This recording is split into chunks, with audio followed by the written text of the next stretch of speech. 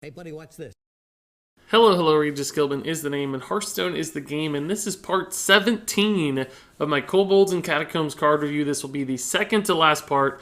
Today was the card reveal stream where they released all of the cards you'll see in this review. There is also a card dump that was posted on the Hearthstone Facebook page, which I'll be doing in my final review. But right now I have 19 new cards to take a look at, and I'm going to be doing these at a rapid pace, even for my detailed reviews, because there's so many to move through. That said, I'll still be linking to the quick reviews in the description below if you just want to see the cards and my 5-star ratings. But otherwise, let's go ahead and talk very briefly about each of these 19 cards. Up first, I have a new legendary card called the Darkness. If you thought a 4-mana 7/7 was big, this is a 4-mana 20/20. The problem is he starts dormant, which means he doesn't do anything until he satisfies this Battlecry condition, which you shuffle 3 copies of a candle into your enemy deck. They have to draw all 3 to awaken this guy, actually making him playable, putting him on the board, essentially, so that you can attack and defend with him if needed. So a ton of stats, obviously, for a 4-drop. Unfortunately, a pretty difficult addition to actually satisfy, and something like this still dies to Shadow Word Death, still dies to Valspine Slayer. So it's a huge investment, and it's really fun and thematically very cool, but unfortunately, I think just too susceptible to removal, and it takes too long to activate, so this is going to be more of a meme or fun card than a competitive one. The next legendary up for review is Master Oakheart, a new 9-mana 5/5 with a battle cry that recruits you 3 different minions, each with different attack values 1, 2, and 3. So this is a deck building challenge where you can put specific high value things in your deck and summon them reliably with Master Oakheart. So for instance, you could think of like Hadronox as a 3-attack minion you could put in your deck and summon it with Oakheart. This is ultimately a pretty slow card at 5 mana and just summoning what will probably be some smaller statted things, of course, because these are all small attack values. So it's not going to be that kind of thing that really just overloads the board with a ton of stats. But, of course, if you can build an assortment of cards that make a ton of sense with Master Oakheart, there's some power potential here. Not to mention if you just run taunts at each of those costs, things like Tar Creeper at 1, or even just like an Ancient of Blossoms is a 3-attack taunt, right? Suddenly you could have a really big board of taunts, which makes this a much less slow play, and in fact makes this a pretty defensive play. So I could see this finding some play in a handful of decks that are looking to do very specific things and are able to structure their deck in a way to support Master Oakheart. Up next is the new Hunter legendary weapon, Rock Dalar, a new 7-mana 4/2 with a battle cry that reads, if your deck has no minions, fill your hand with Hunter spells. So here we have another card synergizing with that no minion style like we saw with To My Side, and it's a much better one than To My Side. It still has the same really difficult condition to satisfy, but the effect here is very powerful. Filling your hand, that might draw you 6-7 cards. Hunter spells on average do some pretty cool things. So Rock Dalar, if it works, would give you some insane, just real pass-back value instantly. Not to mention it's a battle cry, so weapon removal is not that bad against Rock Dalar. The one problem for this card, of course, is that it costs 7 mana, so it's going to have to come pretty late in the game, and your deck is going to have to be good enough, despite running no minions, to actually get to this point, which I think will still be a challenge. If it does work, then it's still a fairly slow play, only developing 4 attack on turn 7. Is going to be not a ton. It's not going to contest the board immediately. It's going to give your opponent a lot of time to just hit you or kill you or develop a ton of stuff. So those spells you get, you're not going to get to use for a turn or 2 later to really, maximize all of them. It'll probably take 2 or 3 turns. So a slow card, clearly designed for a very specific environment, challenging environment. Good if it works. I think it's going to be too difficult to achieve this condition right now, though, so I think Rock Dalar will still fall a little short. So now let's look at another Hunter card. This is Cave Hydra, a 3-mana 2/4 beast. It reads, also damages the minions next to whomever it attacks. This is an effect we've seen a couple times before with cards like Magnetar Alpha or Foe Reaper or, of course, Scourgelord Garrosh. And I think this is solid. It's got good stats for a 3-drop, or at least average stats for a 3-drop with a 4 health. It's particularly important because that means it's a little more likely to survive in things like Houndmaster, where this becomes a really big threat. If you're playing a more defensively minded Hunter, even a mid-range Hunter that has some more late game and some more survivability, I think Cave Hydra could be the kind of card that makes the cut. It does a different thing for Hunter, gives it more removal tools, so I like this one. Moving on to another Hunter card, this is Flanking Strike, a 4-mana spell. Reads, deal 3 damage to a minion and summon a 3/3 wolf. I think this is a really solid card. It looks to me like just a really low-cost Firelands Portal, for instance, is a good board swing kind of thing. A 3/3 wolf is substantial still on turn 4. It's something to work with, and that 3 damage is solid too. So it's really like you're getting a 2-mana, Frostbolt, essentially a 3 damage kind of card, but just for removal, of course, not to face. But you're also getting a 3/3 wolf for essentially the 2 remaining mana, all bundled in 1 card. So pretty efficient and active and all the kinds of things we like to see. and a spell, and something that Hunter could use because 4 is not the best mana cost for Hunter. They really just kind of have Houndmaster, and that's about it. So up next, let's move on to the new Warrior Legendary. This is Woe Cleaver, an 8 mana 3/3 weapon.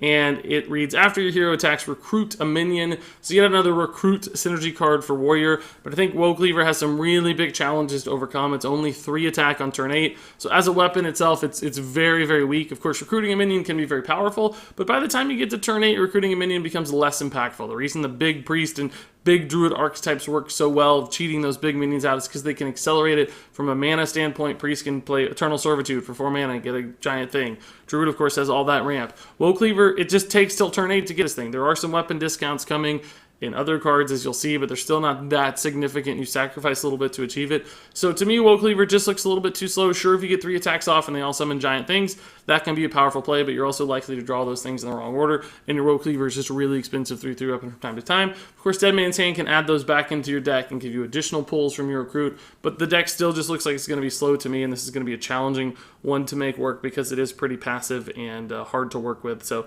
not fundamentally awful, but probably not that strong of a card.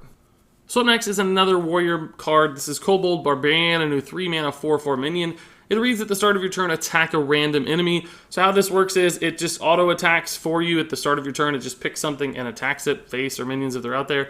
It does not get a second attack. If it got a second attack, like if you actually get to manually choose a target, this would be a pretty cool card because it could just do a lot of extra damage and attack twice. But it's been confirmed it only gets to attack once. And that makes this a very poor card because it's just so unreliable. Your opponent gets to dictate with some control over what it can attack into. They can just play a bunch of small stuff, for instance, and waste its attack. So most of the time it's going to backfire and fail, and the stats that you get, the extra stats, just aren't worth it. You're really just kind of getting one extra attack, and that's not very meaningful. So I don't think Kobold Barbarian is going to make much sense or see much play. So now let's move on to a card that makes too much sense. This is the Twilight Acolyte, a new 3 mana 2/4 for Priest. Battle cry reads, if you're holding a dragon, swap this minion's attack with another minion's, and that is totally busted. It's kind of like Eldar Peacekeeper, and then you can give any minion low attack. But unlike Eldar Peacekeeper, it actually gains that attack itself, so it becomes a very threatening minion. I mean, just imagine this on even a 5/5, for instance. You negate their 5/5 and you get a 5/4 for 3 mana. That's totally busted, not to mention there's obviously a ton of synergies in Priest with things like stealing, the now 2-attack Ysera with Cabal Shadow Priest, and of course Shadow Word Pain is also the kind of card in Shadow Word Horror, so there's a ton of ways to utilize Twilight Acolyte. In a dragon deck, this card is completely overpowered, super busted. Dragon Priest looks scary. I'm not sure it's going to be better than the Priest archetypes we have now, but clearly, setting it for the future, this is the kind of card that's going to see a ton of play because it just works way too well for Priest. Moving on to another little Priest card here, we have the Psionic Probe, a new 1 mana spell, kind of like a Mind Vision here, but it copies specifically a spell in your opponent's deck, and it adds it to your hand. And I don't know if this is the kind of card that's going to see a ton of constructed play, but it makes sense. It's just a nice, cheap cycle. It gives you a read on what your opponent's doing. It can give you a really high-powered spell sometimes. It has a fairly low likelihood to backfire unless you're playing like Rogue, for instance, and you get weapon buff specifically. So maybe not the kind of card that makes the cut and constructed often, although I will say, since it is so cheap, cheap cards often work really well with Shadow Reaper Anduin and firing off those hero powers. So this might be something that makes the cut, but even if it doesn't, it's important that it exists for Priest off of spell generation from things like Lyra, because it can be a pretty crazy card at generating late game value. So now let's move on to a new Rogue card. This is the Cavern Shiny Finder, a new 2 mana minion with a battle cry that reads, draw a weapon from your deck. And it has a 3 attack and 1 health stat line. This guy's completely busted. This card is so good. It's comparable to things like Novice Engineer, which is a 2 mana 1/1, draw a card, but it has way more stats. It trades so much higher into other things, and it has this battle cry that specifically draws you a weapon, which gives the Rogue legendary weapon a whole new lease on life, increasing the consistency of running that card in your deck, ensuring that you can draw it faster and actually run buffs and know that you're going to get some value out of them instead of just getting everything in the wrong order. So to me, Cavern Shiny Finder looks crazy good. It's going to be the kind of card that's a staple in any kind of weapon-based Rogue deck. It may not make the cut outside of that just because you may not run weapons in your list, but still a fundamentally strong card with a great effect and stat line for its cost. So now let's move on to a new Warlock card. This is the Dark Pact, a new 1 mana spell that reads, destroy a friendly minion, restore 8 health to your hero. This one's a bit of a tweener card for me. For instance, an aggro deck probably doesn't want to run this because they don't care that much about their health. So that's not really great, and a control deck may not want to run this because sacrificing a minion is much harder to do in a control deck, particularly at certain instances in the late game. You might just not have anything that cheap that you're looking to sacrifice, and there might be better heal, more reliable, less sacrificing heal tools available. Particularly, Blood Reaver Gul'dan, for instance, is a great way for Warlock to currently stabilize in the late game, even for Zoo decks and control decks. So to me, Dark Pack's probably going to get left behind as that sort of tweener card that doesn't really make sense for either of the primary archetypes of the class. So up next, let's move on to a Paladin card. This is Potion of Heroism, new 2-mana spell that reads, give a minion Divine Shield and draw a card. This is a totally cool little card.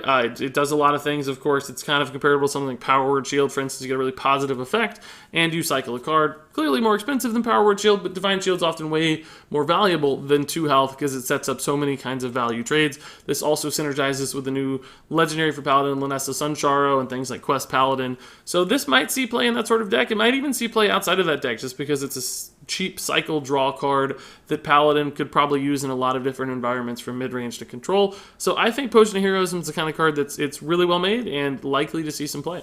Now let's move on to a Druid card, the Astral Tiger, a 4-mana 3/5. Death Rattle reads, shuffle a copy of this minion into your deck. So theoretically, this is another Druid card that can go infinite, right? It just always keeps going right back into your deck, so you never run out of cards unless, of course, your opponent silences it. But if you ran 2 of these, that'd be even harder for them to accomplish. So probably the sort of card that goes infinite and gives something like Mill Druid a tool to prevent themselves from decking out. Currently, Jade Idol obviously serves that role really, really well, so I don't think this card would ever see play until Jade Idol rotates out of standard format. Then it might show up in some niche decks. You're not going to run it outside of that as like a Death Rattle synergy card, I don't think, just because it's not strong enough. It's just a 3/5 for 4. That's not doing anything impressive. The Death Rattle doesn't immediately impact the board. It takes a long time to gain value. So even like a N'Zoth deck wouldn't make a lot of sense for Astral Tiger unless you're specifically trying to go to Fatigue or Mill. So a finely designed card, not going to see a ton of play in standard right away, but still has some utility and some use. So now let's move on to the neutral cards that were revealed in the card reveal stream. This is the Sleepy Dragon, a 9-mana 4/12 dragon with Taunt.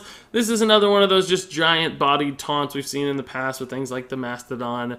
And it's fine. It's not going to see playing constructed as a card you run in your list, I don't think. Even with recruit mechanics, there's just better options out there for pulling dragons out of your hand. But it's a great kind of thing to see in the pool. It's going to be solid in Arena as well. So fundamentally okay card. By no means, I think, going to make the cut in an actual competitive high-tier deck or anything like that. But a fine one to exist, a nice vanilla kind of statted card with really cool design as far as the artwork is concerned, and thematically quite appropriate as well. So I'm glad Sleepy Dragon's out there, just don't expect to run it in your lists. Up next, I have another new dragon. This is the Ebon Dragonsmith, a 4-mana 3/4 card that has a battle cry that reads, reduce the cost of a random weapon in your hand by 2. So hey, we have a weapon synergy card here that helps you cheat out some of those really high-costed, slow legendary weapons. So there could be a home for this in certain decks that are really reliant on their legendary weapon or have some key mechanics centered around that fact. The downside here, of course, is that you do have to have the weapon in your hand, so these cards have to line up where you have that weapon stored away and you play this. If not, you might be sitting on your Ebon Dragonsmith in hand for a while, which can, of course, cost you if you're not spending cards, you don't have a consistent smooth curve.